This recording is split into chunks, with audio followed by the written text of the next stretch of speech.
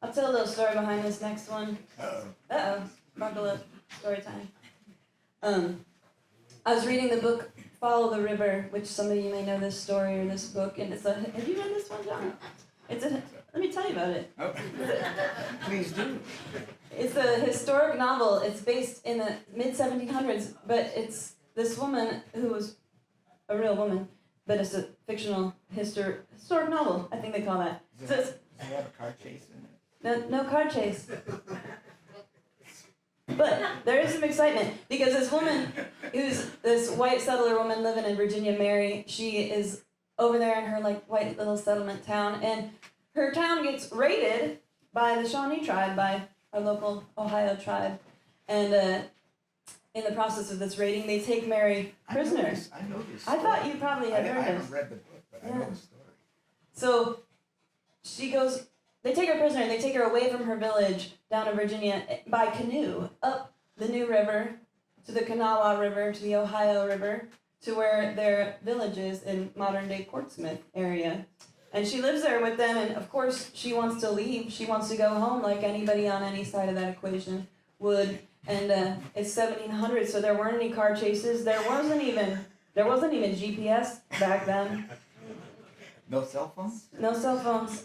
There weren't even maps. I mean, they were just starting to kind of come up with maps of that area, but Mary didn't have one. Common folks didn't have a map.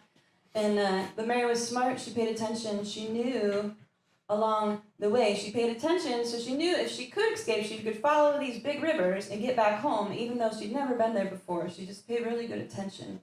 And but she was in this village. They were keeping an eye on her, and she's on the north side of the river, and the Ohio River. It's a bit of a swim, and she'd have to be on the south side to be able to do that walk.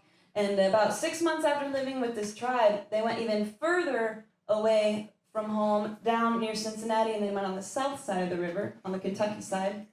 They went down there and were harvesting salt in a little salt camp, and Mary realized a couple things. One, she was on the south side of the river, and which would be the appropriate side to walk on, and then two was that she wasn't being watched that well out here at the salt camp, so she had moments of the day where nobody's paying attention. So one day, Mary... What's she going to do, walk away? She's going to walk away? Yeah, right.